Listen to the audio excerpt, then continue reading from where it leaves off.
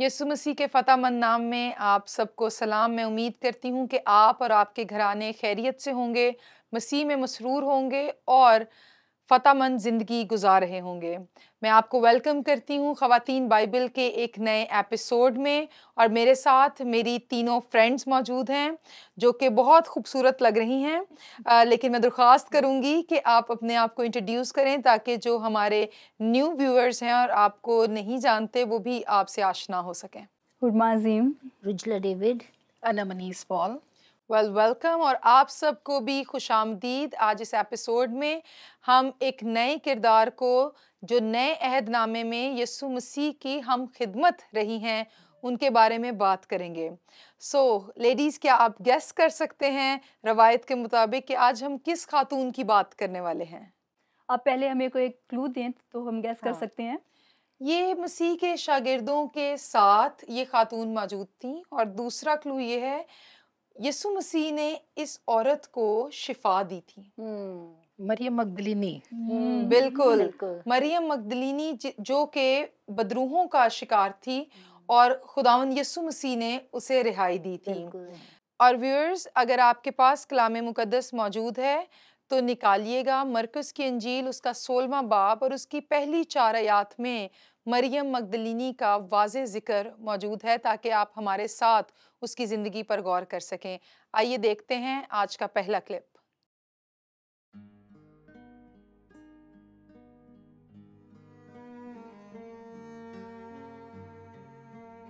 दो दिन ऐसे ही गुजर गए। ये जो कुछ हुआ ये इत्तेफाक था या किसी ने कुछ किया?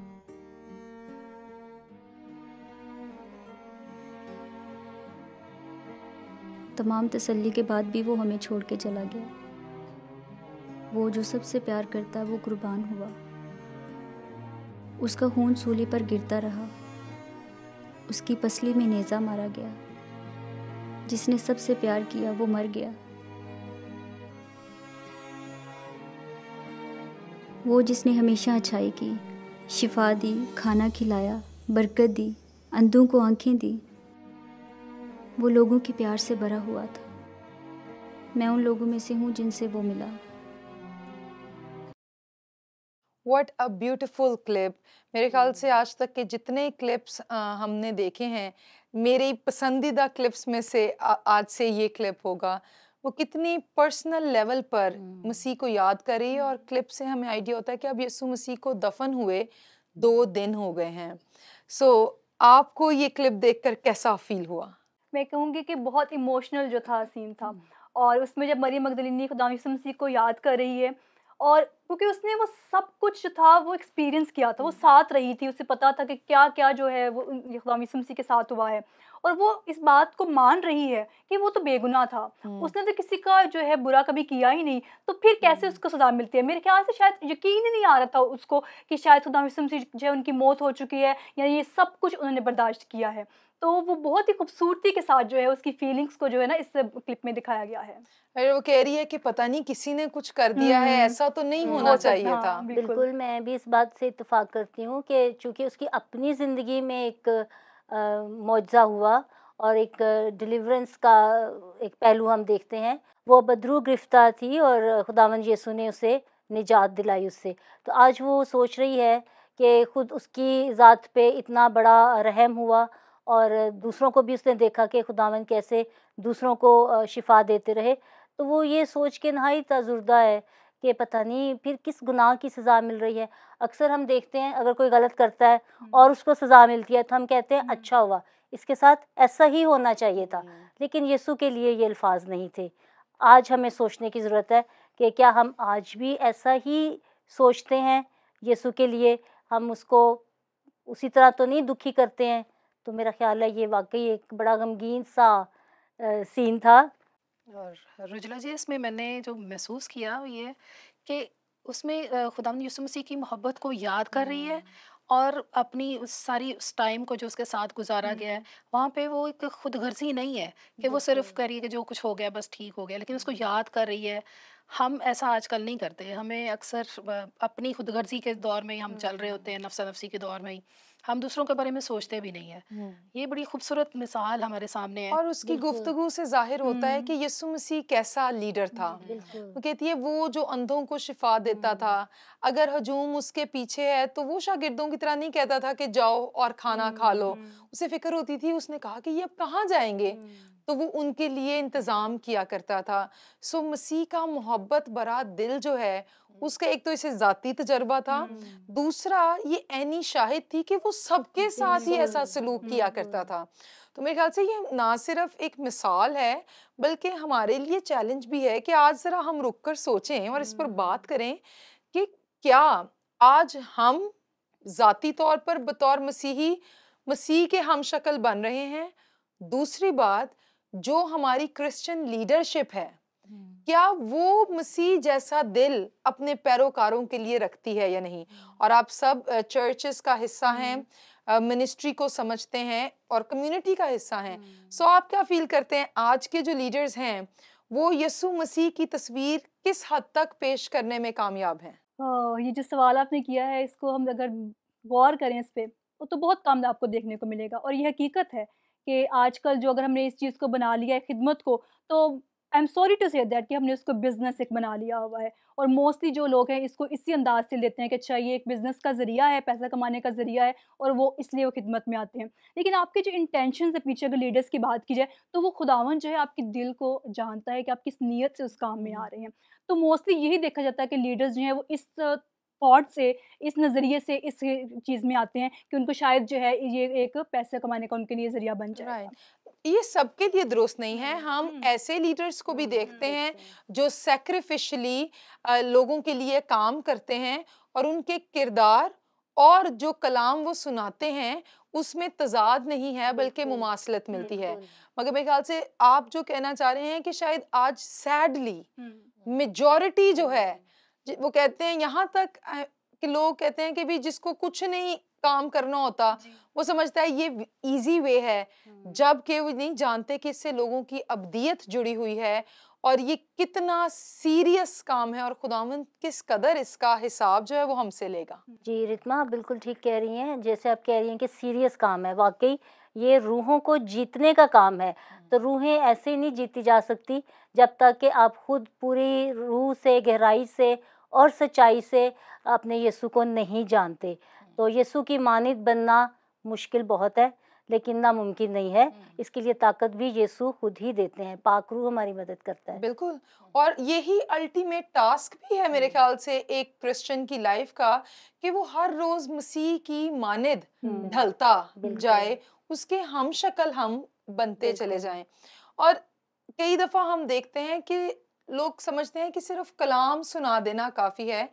ये भी है और ये सबसे अहम बात है, मगर अगर आपकी कलीसिया में कोई जरूरतमंद है, बिल्कुल इन नीड है, और ये सिर्फ पादरी साहब का काम नहीं है, ये कलीसिया में दूसरे क्रिश्चियंस का भी काम है, बिल्कुल। मसीह के बदन में बाकी भी शरीक हैं। तो मेरे ख्याल से हम अक्सर सिर्फ लीडर्स को ही तनकीद का निशाना ना बनाएं, कलीसिया अपने गिरेबान में भी झांके और देखे बिल्कुल। कि क्या मेरे साथ वाले शख्स की जो चर्च में आकर बैठता है, मैंने कभी सोचा है कि ये शख्स कौन है, इसकी क्या सूरत हाल और मैं इसकी कैसे मदद कर सकता हूँ। आप क्या सोचते हैं? मैं ये सोचती हूँ कि हमें दूसरों को नमूना देने के लिए पहले खुद से नमूना बनना Exactly. पड़ता है। अगर हम वो काम नहीं कर रहे, अगर हम झूठ बोल रहे हैं और अपने बच्चे को कह रहे हैं कि आप झूठ ना बोलो, तो बच्चे जो हमसे हमें देखेंगे वही कुछ सीखेंगे। ऐसे ही हम बड़े भी ऐसे ही हैं कि अगर हम कोई ऐसी बात जिसको हम दूसरों को सिखाना चाहते हैं तो वो हमें पहले खुद करनी है, उस पे अमल करना है। तो अगर हम खुदावंद यीशु मसीह की ज़मीनी ज़िंदगी को भी देखें तो वो वहाँ भी उन्होंने ऐसा ही किया है। जहाँ लोगों को खाना खिलाने की ज़रूरत थी तो उन्होंने खाना भी खिलाया, जहाँ शिफा की ज़रूरत थी उन्होंने शिफा भी दी। लेकिन जहां पर खाना खिलाने की जरूरत नहीं थी उसने नहीं खिलाया, उसने कहा कि तुम मेरे पीछे इसलिए आते हो कि मैं तुम्हें रोटियां खिलाता हूँ। तो यीशु मसीह ने एक बड़ा अच्छा बैलेंस रखा है। उसने कभी जिस्मानी जरूरत को अपने पीछे क्राउड फॉलोइंग के लिए इस्तेमाल नहीं किया। यीशु मसीह कभी हजूम नहीं चाहता था, भीड़ नहीं चाहा करता था। कलाम कहता है वो कई दफा भीड़ में से अलग होकर दुआ किया करता था। तो शायद ये भी एक एस्पेक्ट है जिस पर आज हमें एज कम्युनिटी और मिनिस्टर्स सोचने की जरूरत है। हम कभी-कभी नंबर्स के पीछे भागने लगते हैं कि लोगों को फलां चीज़ का लालच दिया जाएगा तो इतनी भीड़ आ जाएगी, तो बिल्कुल। हम कहेंगे जी बहुत बड़ी मीटिंग हो गई है। मगर उस मीटिंग में कितने लोगों ने निजात पाई है, कितनों में शागिर्दियत का काम हुआ है, बिल्कुल। ये इम्पोर्टेंट है। मसीह सिर्फ छोड़ नहीं देता था, हम मुतअद्दिद मिसालें देखते हैं जिसमें लोग उसके पीछे आते थे और शागिर्दियत के अमल में से गुजरते थे, और मरियम मगदलीनी जो है ये इसकी ये एक जिंदा मिसाल जिंदा है। मिसाल है, बिल्कुल।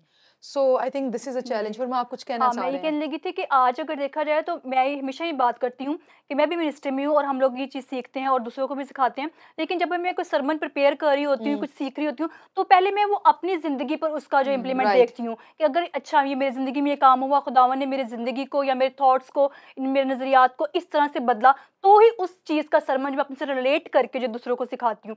तो ये है कि जब तक आप खुद पे उस चीज़ को इम्प्लीमेंट नहीं करेंगे, आपने खुद पे वो काम नहीं किया होगा, आप दूसरों को वो चीज़ सिखा नहीं सकते हैं। लेकिन आजकल जो हो रहा है कि हमारे जो लीडर्स हैं वो जो कलीसिया या आवाम को एक पैरालाइज कर दिया हुआ है, हमारी थिंकिंग जो है वो उसको पैरालाइज कर दिया है कि आपको जो है सिर्फ और सिर्फ दूसरे लीडर पर वो करना है, मुनस्सर हैं आप। वो उसने जो बोल दिया, आपने बाइबल मुकद्दस खुद खोल के पढ़ने की जहमत ही नहीं की है।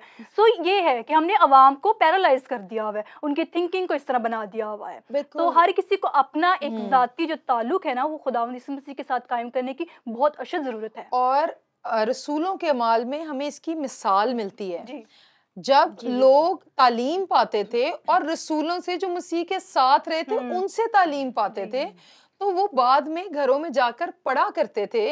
और एक मिसाल तो हमें मिलती है कि उन्होंने उसे कहा कि ये बात ऐसे नहीं ऐसे थी। तो वो कैसे पता चलता है? वो खुदा के कलाम को पढ़ने से पता चलता है। हमने कभी पढ़ा खुद से होता नहीं है, इसलिए हमें पता नहीं होता कि दूसरा दुरुस्त तालीम दे रहा है या हमें गलत तालीम दे रहा है।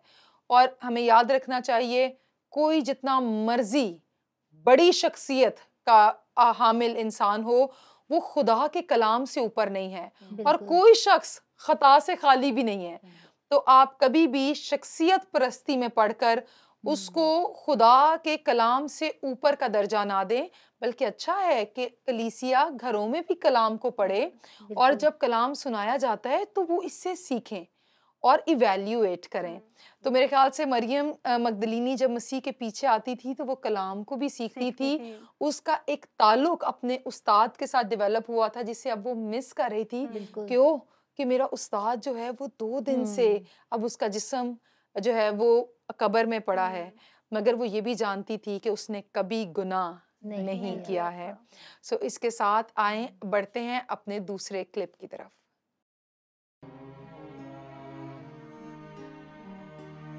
मैं एक थी, मैं नहीं थी जो मैं माजी में थी। अब वो जा चुका है, मैं मरियम मगदलीनी हूँ, मेरी ज़िंदगी गुनाहों से भरी हुई। लेकिन जब वो मुझे मिला, उसने मुझे बचाया, मुझे नई ज़िंदगी दी। ये एक फतह थी, उसने मुझे बदला और मेरे दिल से गुनाह को निकाला। कौन मेरे दिल से मेरे मुस्तकबिल की परेशानी को निकालेगा?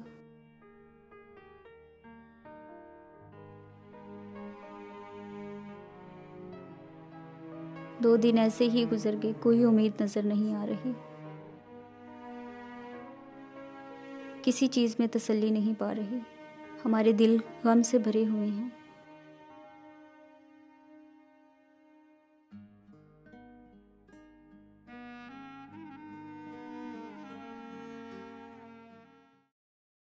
यीशु मसीह कितना अच्छा है कि वो मर्द और औरत में इम्तियाज़ नहीं करता।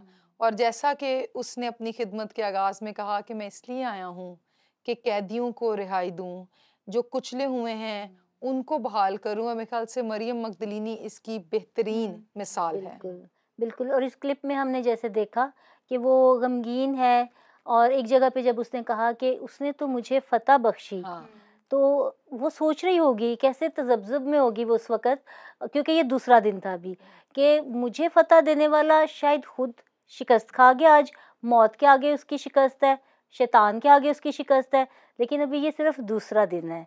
और तीसरे दिन हम देखेंगे कि कैसे जो दूसरों को फतह देता है, असल में वो खुद फतहमंद है, और एग्जैक्टली। उसकी फतहमंदी जो है वो सब देखते हैं। तो ये भी मुझे एक बड़ा एक स्ट्राइकिंग सा लगा इसमें कि कैसा उसका ईमान मतलब ऐसे कहीं डगमगा जाता है, कहीं वो अच्छी बात को याद करती है।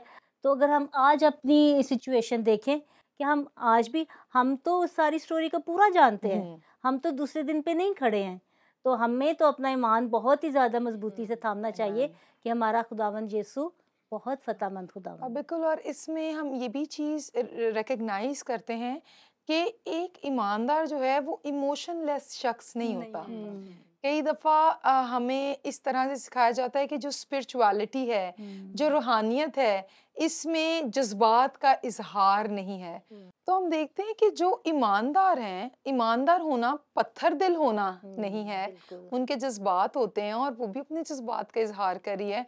और वो तो जानती नहीं कि तीसरे दिन क्या क्या होगा, होगा। गो के उसने सुन रखा है, लेकिन हम तो जानते हैं उसके बावजूद कई दफ़ा हम अपने जज्बात में बह जाते हैं और उदास महसूस करते हैं। यीशु मसीह भी जब उदास थे, जब वो लाजर की की तब रोए भी। ये इजहार उन्होंने किया अपने दुख का, गम का। बिल्कुल। और जब वो गतसमनी बाग में थे हाँ, तो लिखा है कि वो इंतहाई जो है वो परेशान थे और बिल्कुल। इस कदर कि उनका जो पसीना है वो गोया खून की मान, लेकिन इस कदर जो है वो प्रेशर था।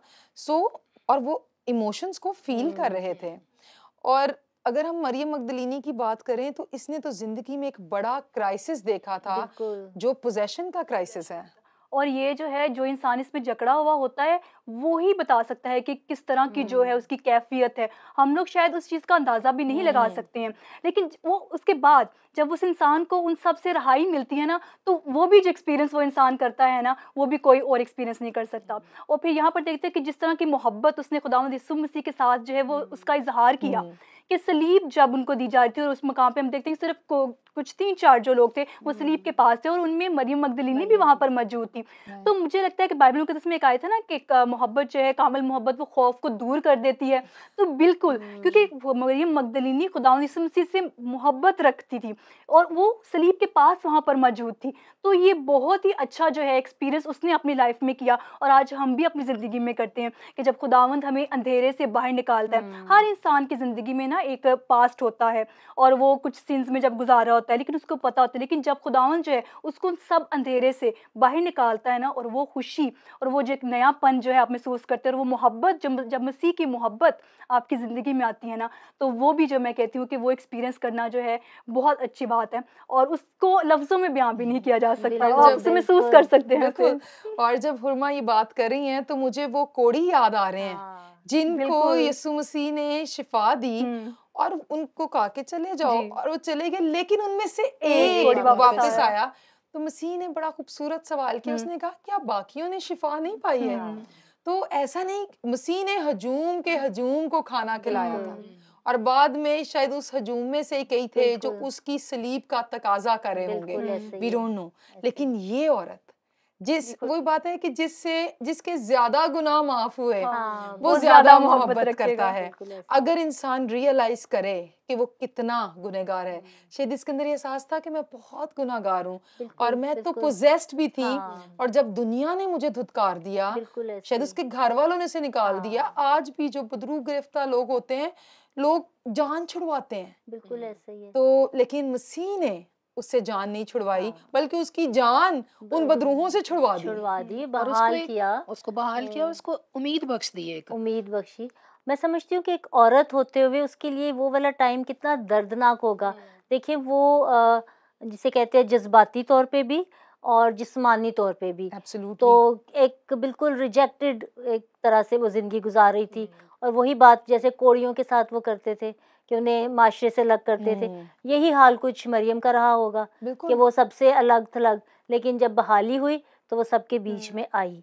तो इस चीज़ को वो कैसे भूल सकती बिल्कुल। और है? मसीह जो है वही बात है कि रद्द किए हुओं को, वो धुतकारे हुओं को, निकाले हुओं को माशरे का हिस्सा जो है वो बनाता है, वो उनको धुतकारता नहीं है। इस बात से मैं रिलेट करूं, जैसे हमने बहस के शुरू में कहा कि यीशु की मानिद क्राइस्ट लाइकनेस को, तो हमें भी आज मेरा ख्याल है यही ज़रूरत है।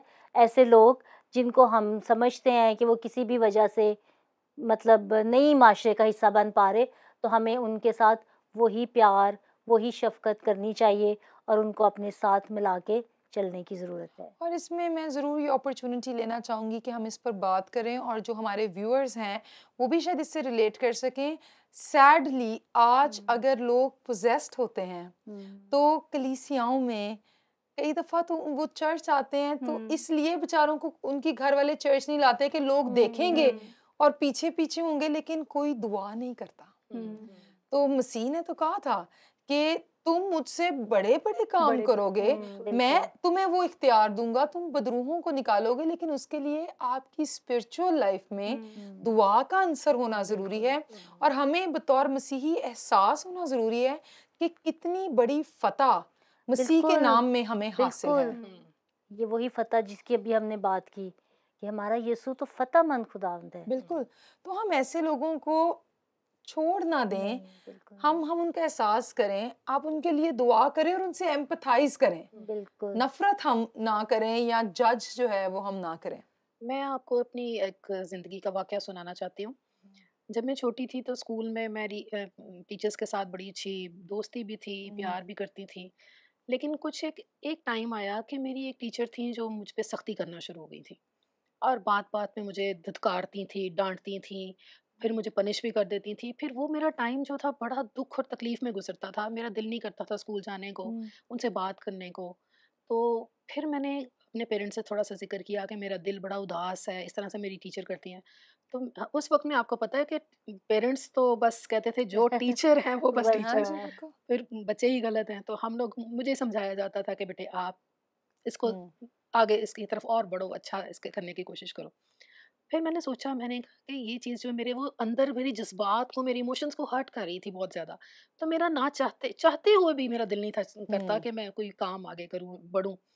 तो मुझे एक टाइम के लिए अपनी टीचर से मैं दूर हो गई और मैं धुतकारी सी गई। अब जब मैं बीइंग अ टीचर खुद बच्चों को पढ़ाती हूँ तो मैं कई दफ़ा सख्ती करने से मैं अपने आप को रोक लेती हूँ। गुस्सा आता है फिर मैं कंट्रोल हुँ, करती हूँ। मैं कहती हूँ नहीं, ये बच्चे के भी इमोशंस हैं जो हाँ, मेरी तरह हर्ट हाँ। होंगे। तो बिल्कुल, फिर उन चीज़ों को मैं कंट्रोल करती हूँ अपने आप। तो वो जब इंसान सीखा खुद ना, मतलब हाँ, उससे मैंने गुज़रा हो, सीखा तो उस बात उसको से। जो है वो ज़्यादा समझ एहसास सकता है। होता है। बिल्कुल, तो मेरे ख़्याल से और हम सभी गुनहगार हैं। किसी न किसी मुश्किल में, किसी न किसी वक़्त में हम सब रहे हैं और खुदावंद कामिल लोगों की तलाश नहीं करता।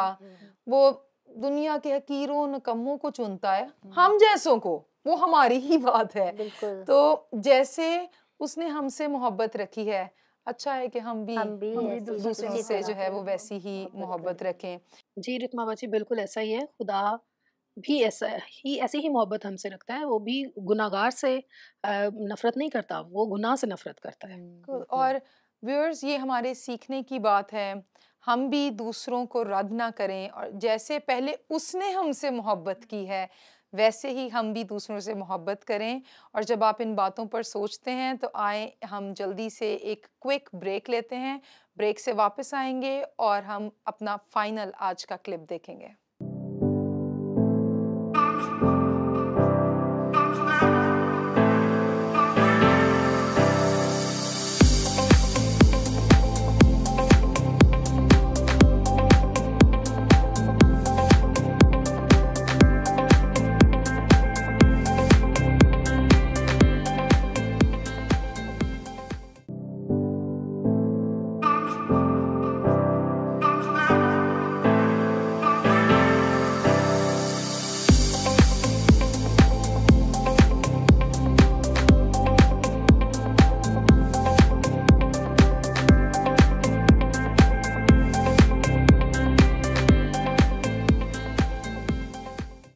वेलकम बैक अजीज़ों और आइए हम बढ़ते हैं अपने फाइनल क्लिप की तरफ।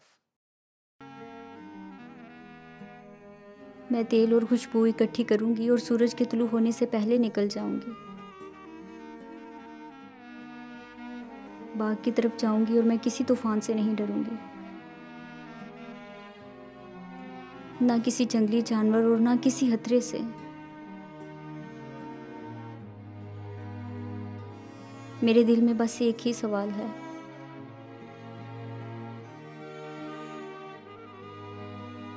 उसकी कब्र से पत्थर कौन हटाएगा। हम लोग ब्रेक में कुछ बात कर रहे थे और मेरे ख्याल से अनम जी आप ऐड करना चाह रही थी। मैं इस तरह से सोच रही थी कि जो माशरे में धुतकारे हुए लोग होते हैं, उनको खुदावंद यीशु मसीह ने किस तरह से किया। मरियम मगदलीनी की बड़ी खूबसूरत मिसाल है कि जब इतने लोगों में वो धुतकारी गई थी और जिसको पत्थर मारने की बात हो रही थी, तो तब यीशु मसीह ने उसको सपोर्ट किया, उसको सहारा दिया, उसको इस बात के लिए। और ये बड़ी एक एनकरेजिंग बात है हमारे लिए कि यीशु ने उसको एक उम्मीद दी, उसको जीने का रास्ता बताया। और ना सिर्फ जीने का रास्ता बताया बल्कि मसीह उसको साथ लेकर चला। दीगर खवातीन भी होंगी, लेकिन अगर हम इस पर सोचें तो शायद वो जब उस हजूम के साथ शागिर्दों के साथ चलती थी तो वो उन्हीं रास्तों पर जाती होगी जहां पर कभी लोगों ने उसको एज पोजेस्ड वुमन देखा था।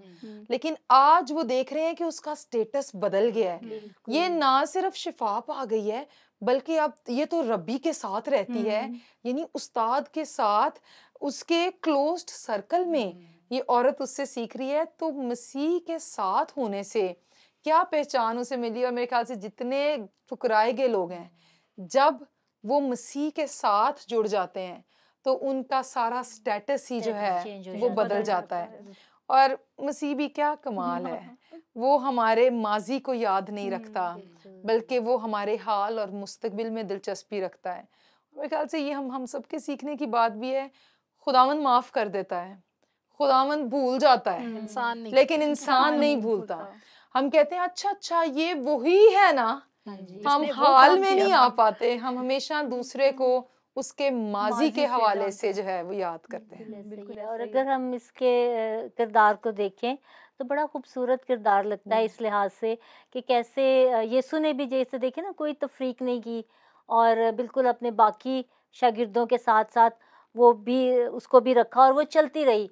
हर चीज़ की गवाही उसके पास थी और भी ख़वातीन थी जो कि इस पूरी टीम को यीशु के शागिर्दों की माली तौर पे भी मदद चलती थी। जैसे हम सलोमी को भी देखते हैं कि वो भी साथ साथ रहती थी, लेकिन ये भी आखिरी वक्त तक साथ थी। और सबसे खूबसूरत बात कि वो तीसरे दिन भी तैयार है जाने के लिए। और सबसे पहली विटनेस, सबसे पहली गवाही, खुशखबरी उसी ने विटनेस की। और फिर as an evangelist, first evangelist हम उसी को ही समझते हैं। तो औरत होते हुए मेरे ख्याल में ये हम सबको इस पे बहुत प्राउड फील करना चाहिए। और जब लोग कहते हैं कि औरत खुशखबरी की मुनादी नहीं कर सकती, हाँ, तो मेरे ख्याल से यहाँ ये पर बहुत खूबसूरत बात है बिल्कुल कि सबसे पहले मुनादी ही औरत के जरिए से। बिल्कुल जिसको खबर मिली है वो तो खबर सुनाएगा, वो तो सुनाएगा। जिसको मसीह मिला है वो कैसे ना बताएगा। तो आई think this could be one thing. मैं इसको ये दूसरी थियोलॉजिकल डिबेट की तरफ लेकर जाना नहीं चाहती, लेकिन एक simple impression is this one. और जब मसीह की मोहब्बत हमारे दिल में होती है ना तो दिलेरी भी आती है, बहादुरी भी होती है। अक्सर बीइंग अ वुमेन जब हम जाते हैं मिनिस्ट्रीज में जाते हैं, एवेंजलिज्म करते हैं, तो एक ना कोई ना कहीं ना हिंड्रेंस रहती है। अब रहता है कि अच्छा ये औरत है, अच्छा इस टाइम पे या आप अगर रात देर तक काम करें या कभी मिनिस्ट्री वर्क है, इसका क्या फायदा, इसमें फायदा क्या है, या तुम ये करो या तुम सिर्फ इस स्पेसिफिक काम के लिए बनी हो। तो ये ऐसा बिल्कुल भी नहीं है। जब मसीह की मोहब्बत हमारे पास होगी ना तो हम ऑटोमेटिकली दलेर होंगे और हमें पता होगा कि हमें क्या करना है। अब यहाँ पर देखिए वो इस क्लिप में दिखा गया कि वो सोच रही है कि अच्छा उस पत्थर को कौन हटाएगा। ऑब्वियसली इतना भारी पत्थर और कौन हटाएगा, वो यही सोच रही है कि मैं तो औरत हूँ। लेकिन देखिए खुदावन के इंतजाम कि उसने सिर्फ सोचा लेकिन उसने एक्शन लिया, उसने अपना हिस्सा अदा किया। और वो इसका हिस्सा ये था कि वो गई तीसरे दिन देखने के लिए खुदावन यीशु मसीह को। और आगे जाके हम देखते हैं कि क्या किस तरह जो है उसको मिला के पत्थर सो अपने हिस्से का सफर करें। अपने हिस्से का अगर हम अपने हिस्से का सफर करते हैं तो खुदा पत्थर को खुद ही लुढ़का देता है, उसको हमारी जरूरत नहीं पड़ती है। लेकिन अगर वो घर से ही ना जाती नहीं जाएगा और सोचती कि वहां पर रूमी सिपाही होंगे, वो कहती है कुछ भी हो जाएगा लेकिन मैं जाऊंगी, मैं डरूंगी नहीं। सुबह का वक्त है, मैं जानवरों से भी नहीं डरूंगी, मैं अपनी मोहब्बत का इजहार मसीह से करूंगी ही करूंगी और बाकी देखी जाएगी। But what she did not know is कि उसके जाने से पहले एक बड़ी खुशखबरी जो है वो वहां पर हो जाएगी। हिम्मत नहीं हारी वो। देखो मुझे इसमें बड़ी एक एंगल से मैं इसको देख रही हूँ कि जैसे आपने भी कहा कि हमें अपना एफर्ट करना है।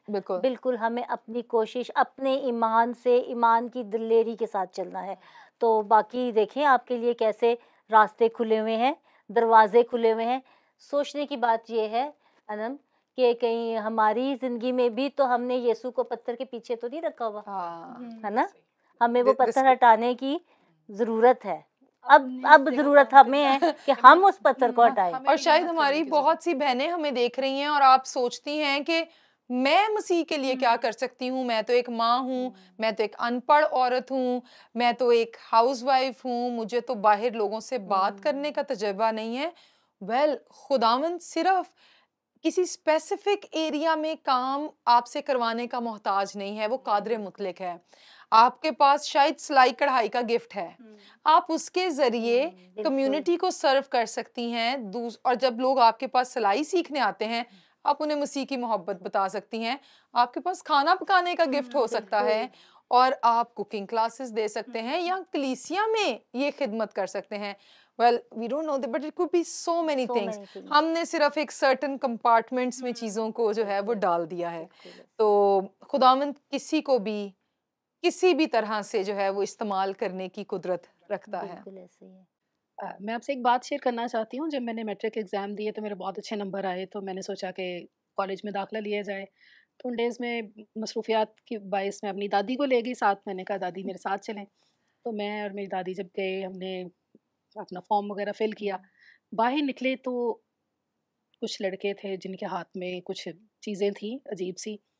तो 2 एक अम्मा और एक लड़की उनके साथ जा रही थी, तो पता नहीं उनसे बैग छीनने की कोशिश की और फिर उन्होंने नहीं दिया, को मज़ामत की, तो उन्होंने उसके हाथ में वो बर्फ़ तोड़ने वाला सूआ था, वो उसको इस तौर से मारा कि वो लहूलुहान हो गया। और ये सब मैंने अपनी आँखों से देखा, मैं आज भी याद करती हूँ, तो मेरे रोंगटे खड़े हो जाते हैं।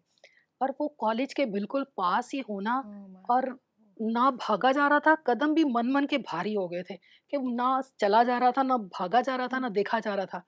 और वो अजीब सीन था। और मैं जब घर पहुँची, मुश्किल से मैं और मेरी दादी काँप रहे थे हम literally, right now same feeling.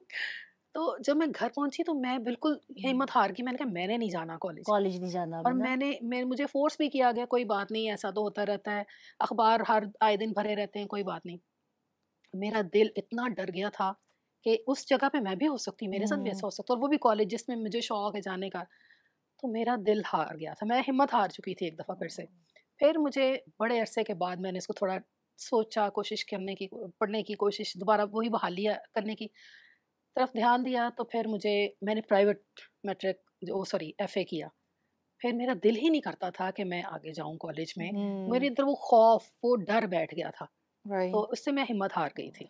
लेकिन फिर मुझे जब हिम्मत में मुझे बंधाई गई, उसको इनकरेज किया गया कि नहीं पढ़ना है, फिर मुझे खुद से भी था कि नहीं मैंने पढ़ना है। अगर मैं बैठ गई तो मैं बिल्कुल रह जाऊँगी। राइट। तो मैं हिम्मत नहीं, और फिर मैंने मेरे ख्याल हारी। से फिर हमारी मैंने पढ़ा। जिंदगियों में किसी ना किसी मोड़ पर ऐसे एक्सपीरियंसेस होते हैं, कुछ लोगों के साथ बहुत डायरेक्ट एक्सपीरियंस जैसे आपके साथ हुआ, शायद जो हमारे व्यूअर्स देख रहे हैं उनकी जिंदगी में आपके साथ आपने किसी हादसे को ऐसे देखा है, आपके खानदान में कुछ ऐसा हुआ है और आपका उसका इतना गहरा असर है आपकी जिंदगी पे कि आप अब मफलूज होकर रह गए हैं कि जो आप काम कर सकते थे अब नहीं करते।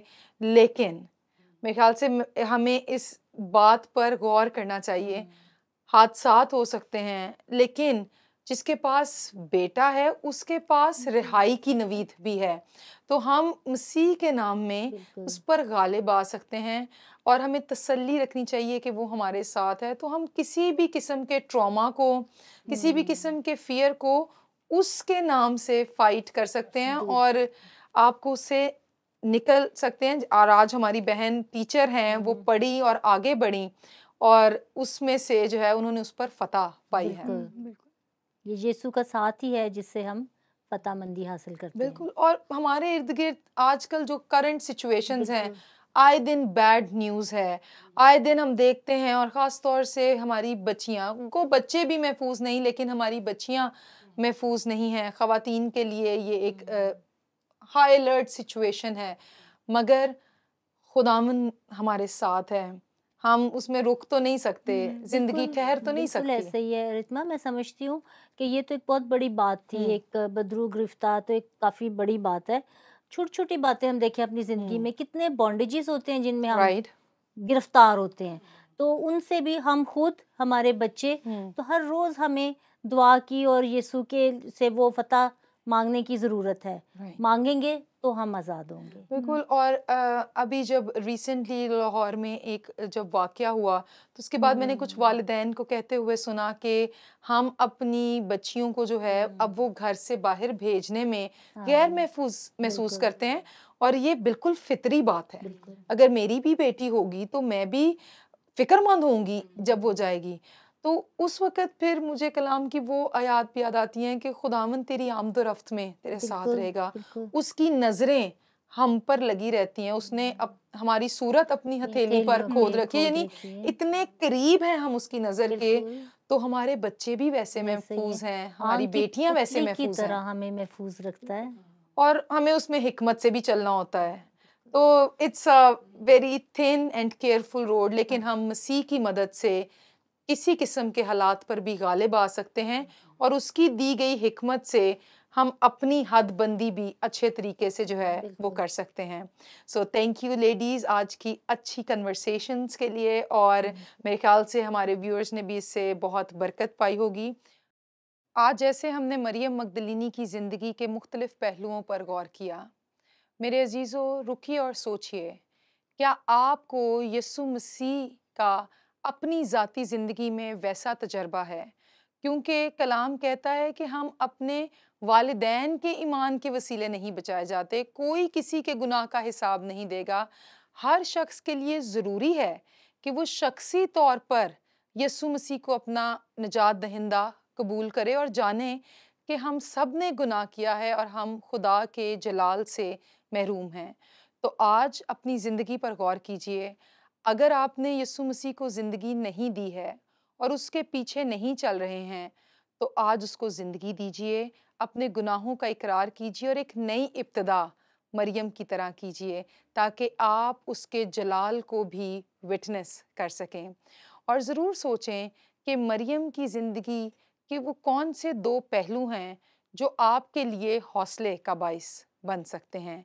क्या उसकी दिलेरी, क्या मसीह से उसकी मोहब्बत, क्या मसीह के लिए उसके अंदर खिदमत का जज्बा। और याद रखें, जब आप मसीह को ज़िंदगी देंगे तो वो आपके तमाम गुनाहों को धोने पर कादिर है, और जब खुदावंद हमें माफ़ करता है तो फिर कभी उन बातों का हिसाब नहीं रखता है। वो ना सिर्फ हमें गुनाह से बल्कि एहसास जुर्म से भी आज़ाद करता है। मैं आपके लिए दुआ करना चाहूँगी। मसीह यीशु, हम तेरी शुक्रगुजारी करते हैं कि तूने हमसे इस कदर मोहब्बत की कि तू आसमान को और उस जलाल को में किसी की रसाई नहीं है छोड़कर ज़मीन पर आया। तूने खादिम की सूरत इख्तियार की और हमसे इतनी मोहब्बत की कि हमारे लिए सलीबी मौत को गवारा किया। मगर हम शुक्र करते हैं कि तेरी कब्र खाली है, तू मुर्दों में से जी उठा है और हमारी उम्मीद जिंदा है। तू बेऐब था, बल्कि बेऐब है खुदावंद, और हमारी खातिर तू गुनाहगार बना ताकि हम तेरी रास्तबाजी में शामिल किए जा सकें। मैं अपने इन बहन भाइयों के लिए दुआ करती हूँ जिन्होंने आज अपनी ज़िंदगी को अगर तुझे देने का फ़ैसला किया है, तो वो भी मरियम की तरह उस फ़ैसले में दिलेरी से कायम रहें ताकि तेरी खाली कब्र के गवाह ठहरें। इनको, इनके घरानों को बड़ी बरकत दे, यीशु मसीह नासरी के नाम में, आमीन। खुदावंद आपको बरकत दे और आप दूसरों को उसकी खाली कब्र आसमान पर जाने और फिर आसमान से वापस आने की खुशखबरी सुना सकें। मसीह में फ़तहमंद ज़िंदगी गुजारिए। खुदावंद आपको बरकत दे।